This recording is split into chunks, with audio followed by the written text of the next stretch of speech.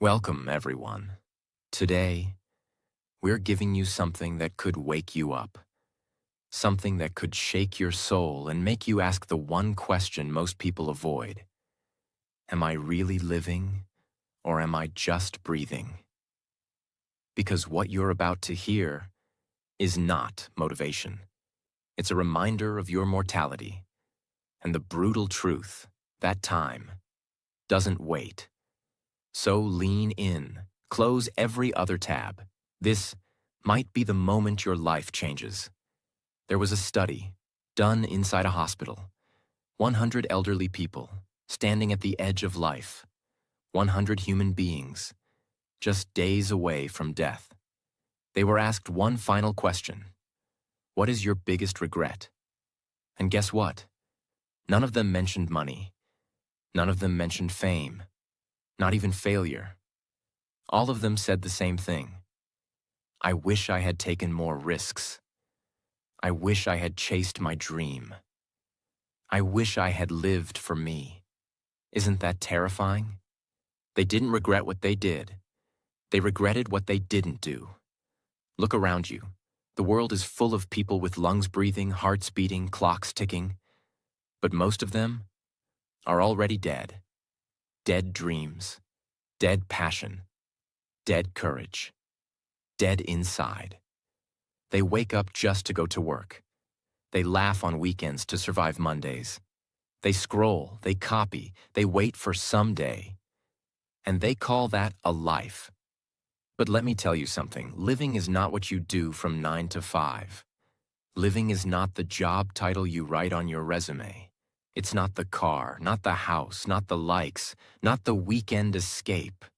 No, living is what wakes you up at 4 a.m. with fire in your chest. Living is risking comfort to chase meaning, saying no to what's easy and yes to what makes your soul scream. You live when you choose courage over comfort, when you speak your truth, when you walk alone if you have to. You live when you stop waiting for permission, because someday they'll bury your body. But many of you have already buried your heart. The dreams you had at 16, are they still alive? That version of you who wanted more, is he still breathing? Or did the world convince you to give up? Slowly. Listen to me. You only get one life, one shot. And the saddest part? Most people will die without ever living it, but not you. Because today, you're going to learn exactly how to live. Stay with me. What comes next will change you. This video will also help you improve your English and change the way you see life. Subscribe now, and let's begin. Chapter 1. Perception and Psychology. Change your mind, change your life. Most people are not trapped in a job, not trapped in poverty, not even trapped in their circumstances. They are trapped in their own mind. If your perception is broken, your whole life feels broken, even when nothing is. And if your perception is clear, you can walk through fire and still feel like you're free. The first secret to truly living, not just surviving, is this. You must reprogram the way you see the world. What is perception? Perception is not reality, but it shapes your reality. Two people can live the same day. One calls it a disaster. The other calls it a lesson. One sees failure and breaks. The other sees failure and builds. One sees a heartbreak and gives up on love. The other sees heartbreak and realizes what they truly value. So the question is never, what happened to you? The question is, what meaning did you give it? That meaning, that story you tell yourself, becomes your life. Imagine this. Two kids grow up in the same house. Their father is abusive, angry, cold, never said, I love you. Years later, the first child says, I'm this way because of my dad. He ruined my life. I'm angry, afraid, and broken. The second child says, I'm this way because of my dad. He taught me who I never want to become. So I became kind, patient, and gentle.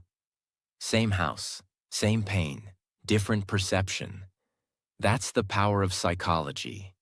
That's the power of the human mind. You can either let your pain define you, or you can use it to design you. Everything you see is filtered through the lens of your past beliefs. If someone compliments you, but your lens says, "I'm not worthy," you'll reject it. If someone loves you, but your lens says, "I'm not lovable," you'll sabotage it. So the real enemy isn't the world. It's the lens. Fix the lens, and the whole world looks different. This is why people with nothing can be grateful, and people with everything can still be depressed. It's not what you have. It's how you think. You don't see the world as it is. You see it as you are. If your internal world is full of fear, then even kindness feels suspicious. Even opportunities feel like traps. But if your internal world is full of clarity and purpose, then even failure feels like growth. Even endings feel like beginnings. You want to live fully? Fix your perception. And how do you do that? The 3 powerful shifts to change your psychology. 1. Ask better questions. Stop asking, "Why is this happening to me?" Start asking, "What is this trying to teach me?" 2. Interrupt the negative story. Whenever you hear yourself say, "I'm not good enough," "People like me don't succeed," "I always fail," stop, breathe. Say, "That's just a story. I can write a better one." 3. Surround yourself with better mirrors. You believe what you hear the most. If you're surrounded by small thinkers, negative people, or fearful voices, you'll start to shrink. But if you surround yourself with those who believe in something bigger, you'll start to grow. You want to live a real life? You want to wake up and feel alive again? Then stop waiting for the world to change. Start by changing your mind. Because the prison you're in, most likely you built it. And the freedom you crave, it begins with how you choose to see. Everyone dies, but not everyone rewrites the story in their mind.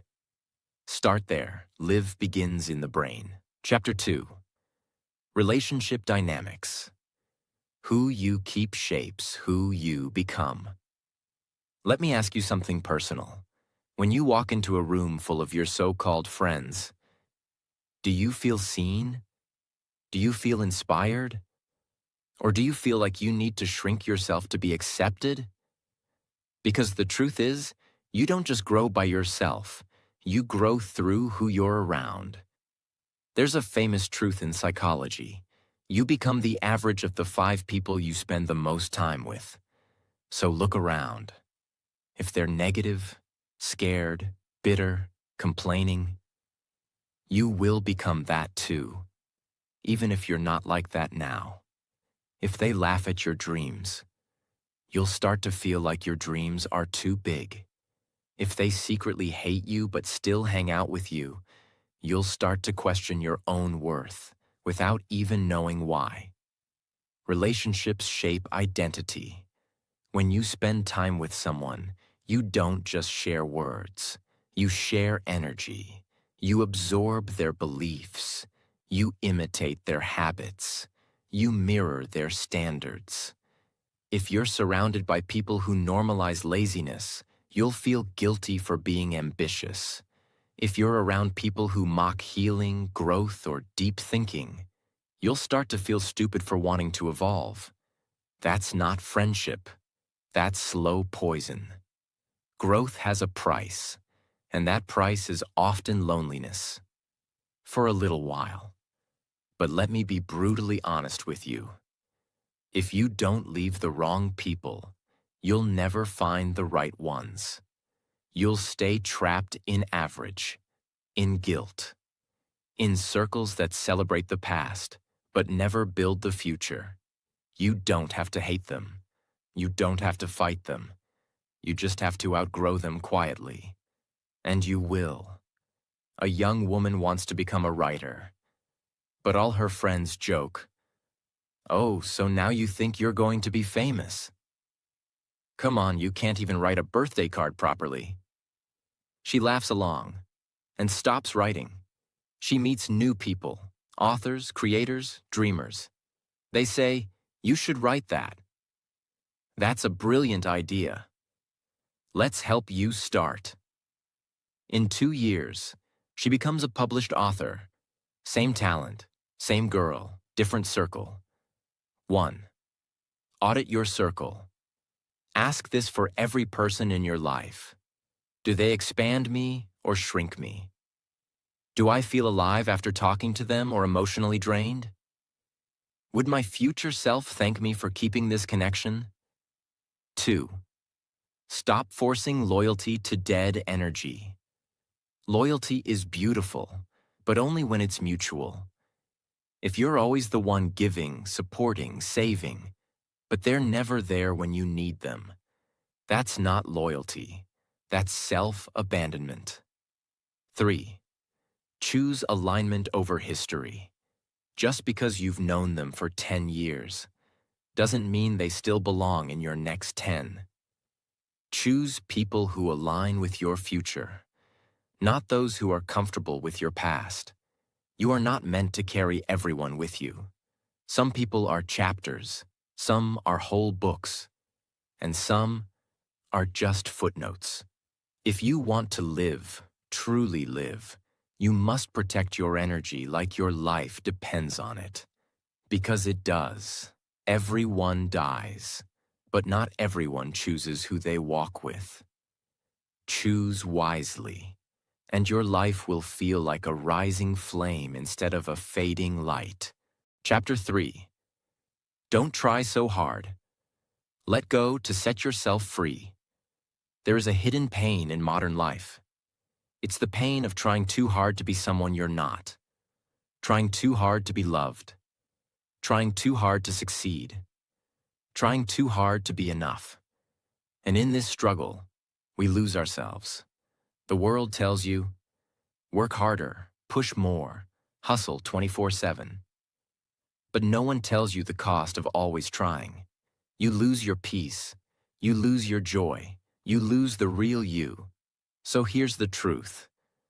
Trying too hard is not the way to live. Letting go is.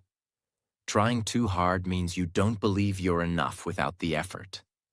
It means your value is tied to outcome, not presence. It means you're addicted to performance, not aligned with purpose. Let me explain. You try to impress people who don't even think about you. You try to prove your worth to those who already doubted you. You try to be strong when you're breaking inside. You try to be perfect so no one leaves. But in all this trying, you stop living. You become a machine, a performance, a mask. There's a beautiful story told by a wise master. A man falls into a river. He struggles, panics, kicks, and gasps. He tries harder and harder to stay afloat. The more he fights, the more he sinks. Until finally he stops. He lets go. And suddenly, he floats. That's life. Sometimes, the harder you try to control everything, the more you drown. But when you release, you rise. It comes from the fear of rejection, not being enough, failure, abandonment, not being loved. So you overcompensate. You become a people pleaser. You become a perfectionist. You fake confidence. You force relationships. You push when you should pause. But real life doesn't reward effort. It rewards alignment. What's the difference between effort and force? Effort is healthy. Force is toxic. Effort feels like energy moving in flow. Force feels like you're dragging yourself through mud. Effort is when you plant the seed and water it with love. Force is when you keep digging it up every day to see if it's grown. Effort is giving your best. Force is never feeling like your best is enough. Letting go doesn't mean giving up. It means surrendering the need to control what you can't. It means trusting the process, allowing space for grace, knowing that who you are is enough, acting from peace, not panic. You let go of people who left. You let go of outcomes you can't predict. You let go of trying to prove something to the world. And in that letting go, you come back to yourself. Imagine a girl who always tried to be the perfect daughter. Straight A's, no mistakes, smiling always, never complained. But inside, she was exhausted, depressed, crushed. One day, she stopped trying to be perfect. She cried in front of her parents. She told them the truth. She said, "I don't want to be your project. I want to be your child." That day, she didn't lose love. She found it. Because real love starts when you stop performing. You were never born to prove your worth. You were born to live it. Stop trying so hard to be liked, perfect, accepted, enough. You already are. You don't need to hold your breath to be loved. Let go and breathe. Everyone dies.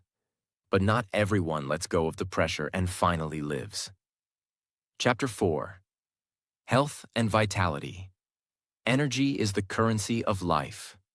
Let's be real. You can have all the dreams, all the money, all the opportunity in the world. But if you don't have your health, you have nothing. There is no wealth without health, because without the energy to live, you're only surviving. Most people don't die at 80. They die at 40. When their body breaks down, their mind gives up, and their soul goes numb. But they are still breathing. They call that aging.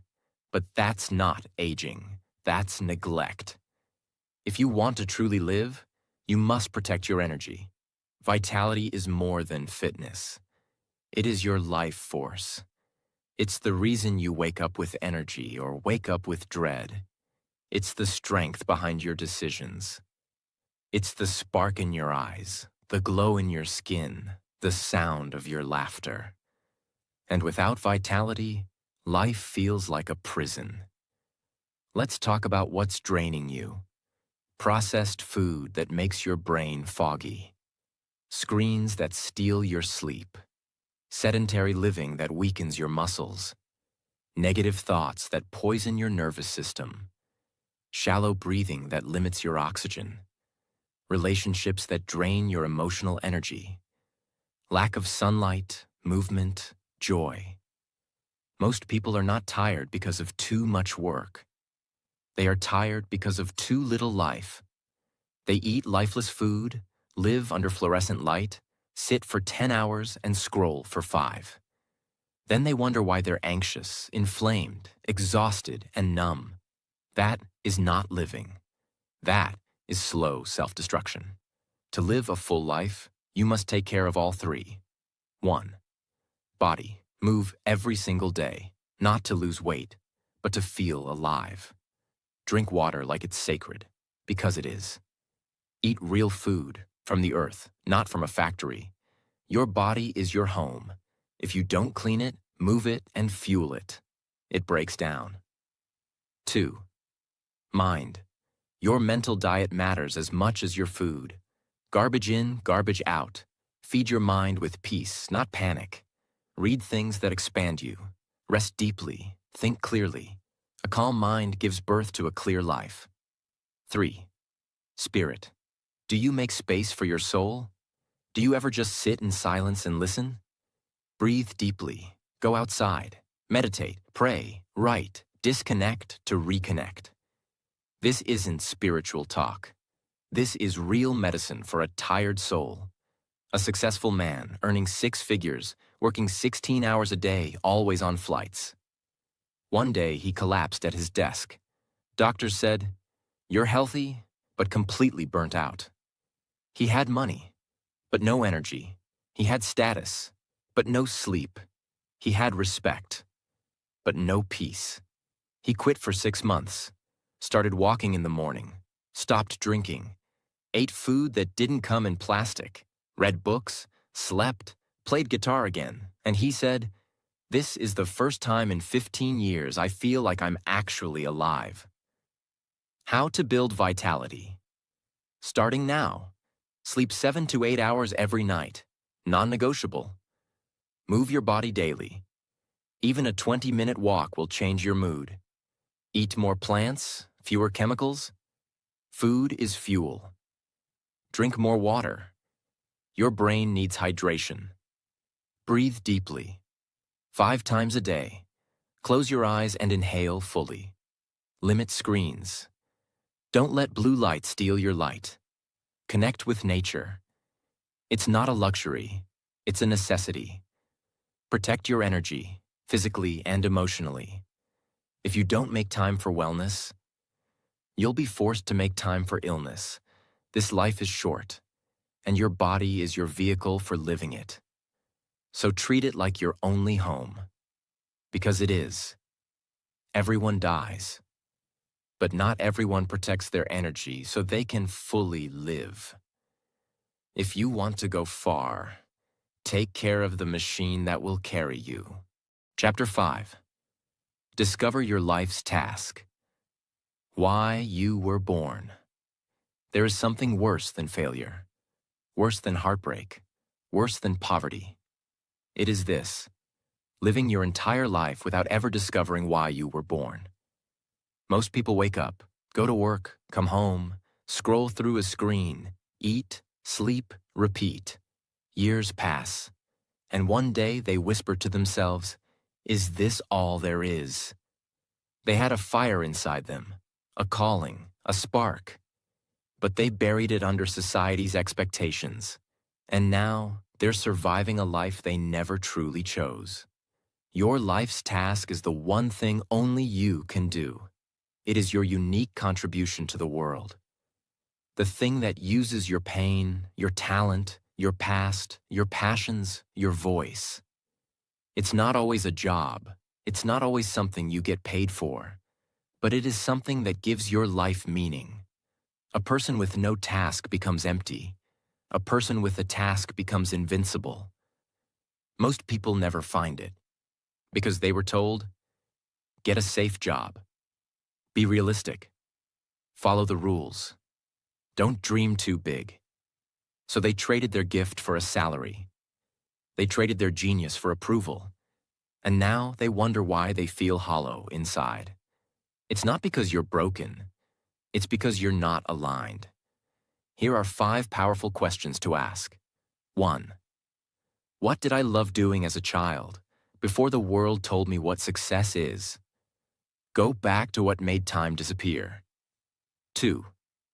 What comes easily to me but seems hard for others? That is your natural zone of genius. 3. What problem am I obsessed with solving even for free? That is your heart's direction. 4. What pain have I survived that I want to help others overcome? That is your emotional calling. 5. If money didn't exist, what would I spend my life doing every day? That is your soul's truth. Write these down. Think deeply. Your purpose isn't lost. It's waiting for you to remember. Don't think you must find it at age 20 or 30. Some people discover it at 50, some at 70. There is no deadline. But there is one rule. If you don't search for it, you'll die with it still inside you. And that is the real tragedy. This world doesn't need more copies. It needs people who come alive. You were not born just to pay bills and die. You were born to build, to express, to heal, to speak, to invent, to inspire. Everyone dies, but not everyone finds out why they lived. Find your task, then give your life to it. That is how you become eternal. Chapter 6. Financial Intelligence. Money doesn't buy life, but it builds freedom. Let's be honest. Money isn't everything, but it touches everything that is. Your health, your relationships, your time, your peace, your ability to give, to create, to explore, to live. All of it depends, in some part, on money. People who say money doesn't matter usually don't have to worry about it. The truth is, financial ignorance kills dreams. Financial intelligence sets you free. It's not just earning more, it's understanding how money works, where it flows, why it disappears, and how to make it work for you instead of against you. Most people are slaves to money. They live paycheck to paycheck, not because they are lazy, but because no one ever taught them how to manage their energy, value, and mindset around money. 3 common lies about money. 1. Money is evil. No, greed is evil. Money is a tool. It magnifies who you already are. 2. If I work harder, I'll become rich. Hard work helps, but smart money grows. Many hard workers stay poor because they never learn about assets, investment, and ownership. 3. I'm just bad with money. No one is born bad with money. You're just untrained. Like a muscle, it can be built. 5 pillars of financial freedom. 1. Learn to save, but not just save. Saving is step 1, but don't hoard. Learn to use that money to grow. 2. Invest early, even in small amounts. Compound interest is real. $10 invested monthly is worth more than 100 saved once. 3. Create multiple income streams. Don't rely on one job. Learn skills that pay you in different ways. Writing, designing, consulting, selling. 4. Understand needs versus wants. Most people are broke not because of poverty, but because of poor priorities. Buy tools, not just toys. Invest in learning, not just lifestyle. 5. Let money serve you, not control you. Use money to buy freedom, not to impress strangers. Don't be afraid to talk about money. The more silent you are about money, the more shame you build. Talk about it, learn about it, ask people, read books, watch videos. Do not stay in the dark. Because poverty isn't just a lack of cash. It's a lack of education, clarity, and strategy. And no one will teach you unless you teach yourself. You can't control the economy. You can't control inflation. But you can control your knowledge. Make money your servant, not your master. Everyone dies. But not everyone becomes financially free enough to truly live. Get free. And help others do the same. Chapter 7. Discipline and Self-Love. The foundation of a powerful life. Most people think self-love means treating yourself, forgiving yourself, or being kind to yourself. And that's true, partly. But the real self-love is much harder. The real self-love is called discipline. Because you can't love yourself fully if you keep breaking the promises you make to yourself. What is discipline? Discipline is not punishment. It is the highest form of respect you can give to yourself. Discipline means showing up when it's easier to quit, saying no when temptations whisper yes, choosing your long-term growth over short-term pleasure, keeping your word even when no one's watching. People who lack discipline often say, "I'll do it tomorrow. I'm just not motivated. I'll start next week." But people with discipline, they act even when they don't feel like it, because they understand. Motivation starts you. Discipline builds you. Self-love is not just bubble baths and positive quotes. It is being honest with yourself. It is setting boundaries. It is saying, "I deserve more, and I will not settle for less." It is choosing foods, people, routines, and habits that honor your future self. Self-love is doing what is right for you, even when it's not popular, easy, or fast. If you say you love yourself but you keep destroying your body, keep wasting your time, keep entertaining disrespect, keep lying to yourself, then that is not love. That is self-abandonment. Every time you wake up early to pursue your goals, you are loving yourself. Every time you go to the gym, eat clean, and push through discomfort, you are loving yourself. Every time you say no to toxic people, you are loving yourself. Every time you sit down and study when you'd rather scroll, you are loving yourself. Discipline is love, not restriction. It is protection. Imagine an alarm clock rings at 6 a.m. A person has two choices: hit snooze, stay in bed, feel guilty later, and rush through the day. The difference is not in talent, intelligence, or luck. It's in discipline. Getting up when you said you would, that is self-respect. That is self-love in action. Every time you follow through on a promise to yourself, even something small, you strengthen your confidence, your clarity, and your power. Discipline is not a punishment. It's the daily proof that you believe in your future. 1. Start with one non-negotiable. Choose one thing you will do daily, no matter what. It could be 10 minutes of reading, 20 push-ups, or waking up at a fixed time. Start small. Build identity. 2. Remove options. If you want to wake up early, don't sleep with your phone beside your bed. If you want to eat clean, don't keep junk in the house. Make the right choice easier. Remove the wrong ones. 3. Track your promises. Keep a journal.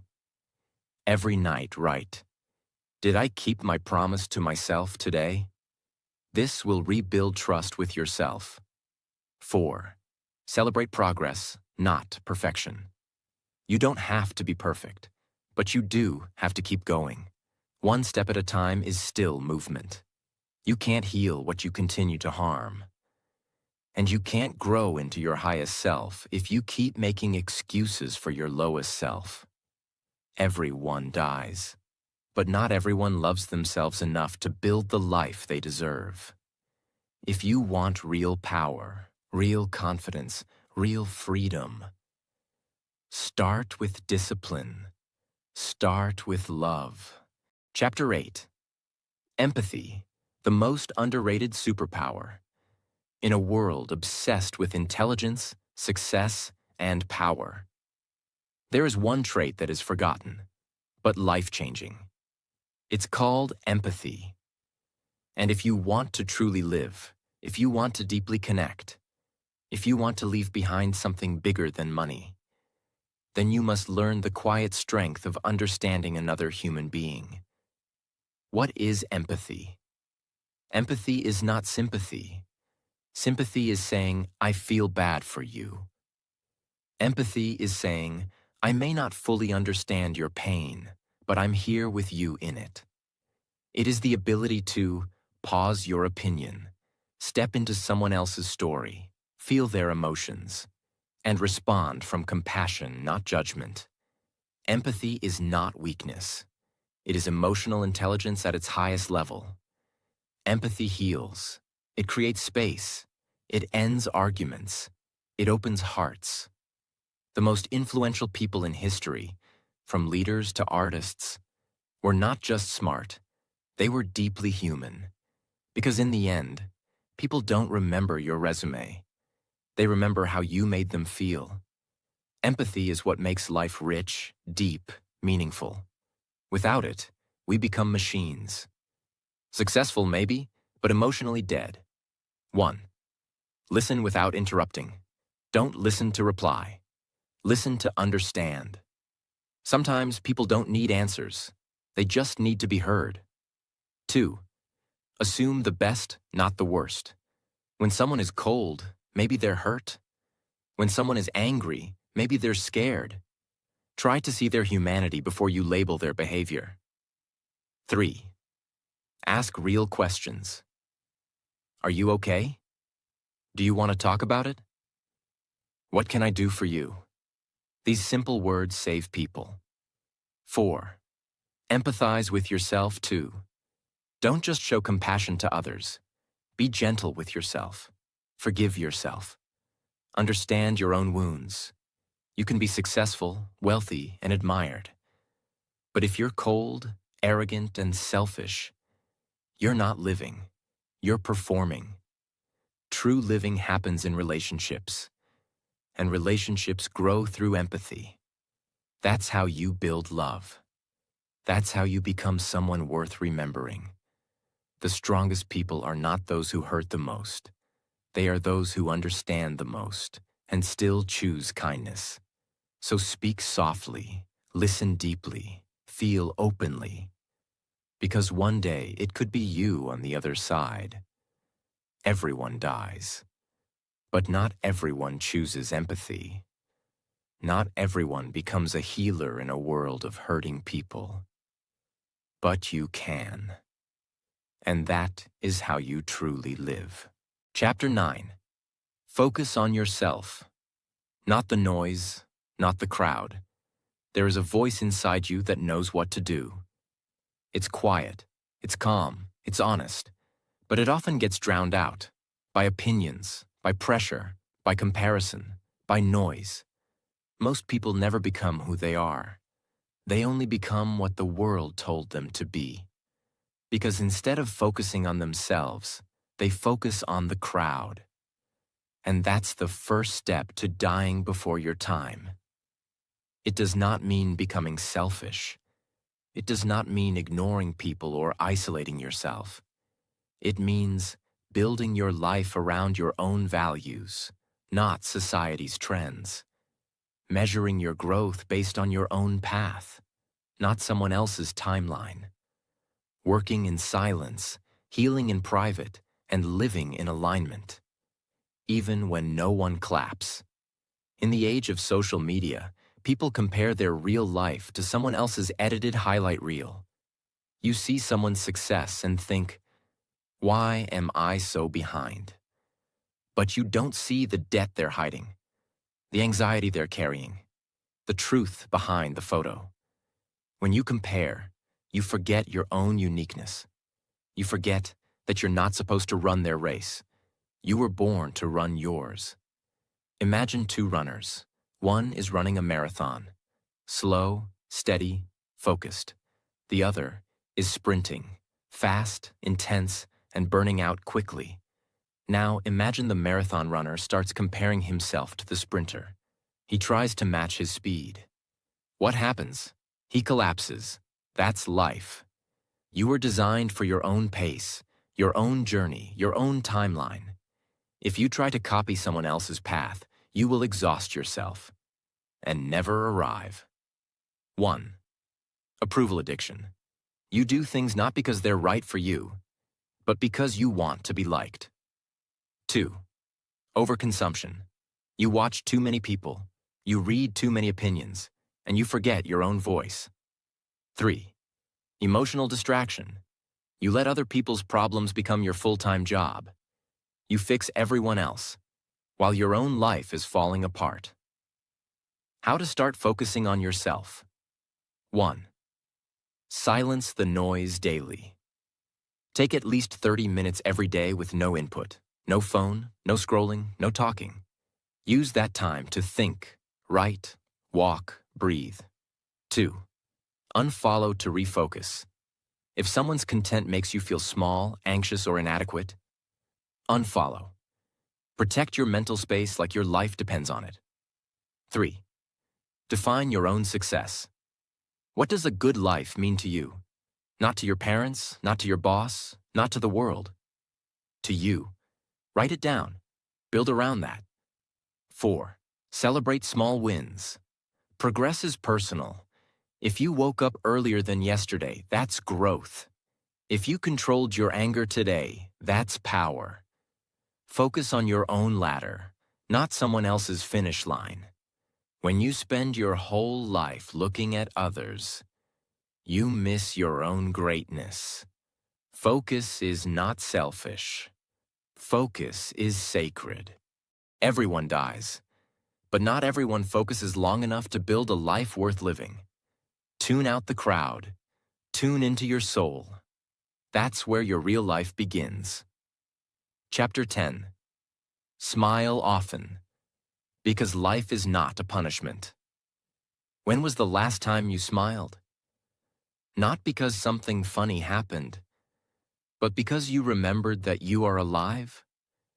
Life is hard, but life is also precious. And most people walk through it with a frown, not because they're angry, but because they forgot how to see beauty in small things. Smiling is not weakness. It's not naivety. It's not pretending everything is okay. Smiling is strength. It is the courage to face life with hope. It is the decision to choose light, even in darkness. Because a smile is not just for your face. It heals your body. It resets your brain.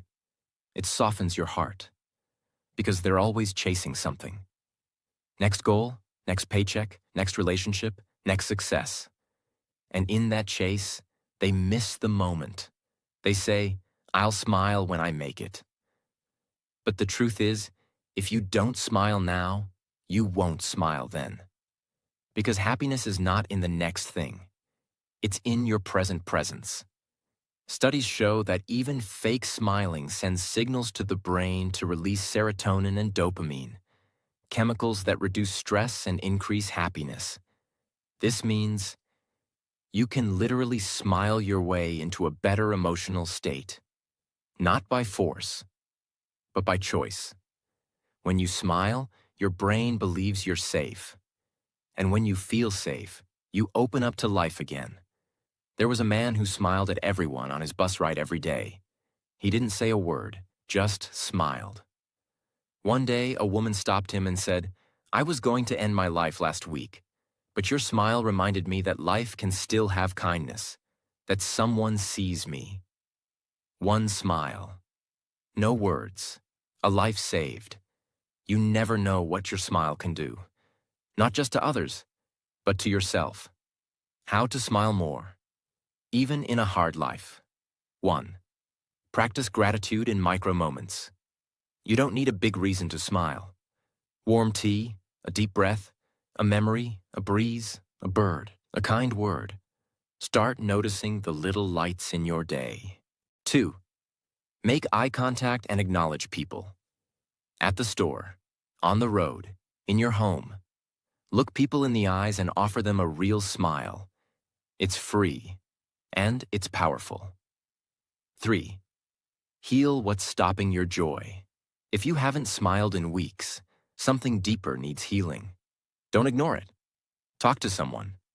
Write, reflect. Cry if you must. But don't let your light go out. 4. Laugh again. Watch something funny. Be around people who make you laugh. Don't be too grown up to enjoy life. Laughter is medicine. You were not born to live with a burdened face. You were born to shine. Don't let the pain of life steal the joy of being alive. Smile, not because everything is perfect. Smile because you are still here, still breathing, still becoming. Everyone dies, but not everyone smiles while they're still alive. Be the one who does. Because a smiling soul is a living soul. Listen carefully. This life is not a rehearsal. This is the real thing. No second take, no backup copy, no guarantee of tomorrow. And most people, they live like they're going to live forever. But they're not. They wait. They delay. They hide. Waiting for the right time. Waiting for permission. Waiting for confidence. But the truth is, you don't need more time. You need more courage. Courage to be who you really are. Courage to love again. Courage to walk away from what's killing your soul. Courage to take risks. Courage to start now. You came to this world for something, and deep down, you know it. So stop wasting your life just being alive. Live like you mean it. Live like you're on fire inside. Live like your story will outlive you. And if today is the day you woke up, then promise yourself this. From this moment on, I will live wide awake. I will not die with my dream still inside me. I will not leave this world quietly. I will live fully, deeply, loudly, truly, because I was not born to be forgotten. That's how you live. That's how you become immortal. If this video shook something inside you, if it reminded you of your power, your pain, your purpose, then this is just the beginning. Hit that subscribe button for your future, for the life you're about to build from this moment on. We're building something here, a world of people who don't just survive, but truly live. Join us, because everyone dies, but not everyone lives. Now it's your turn. Go live.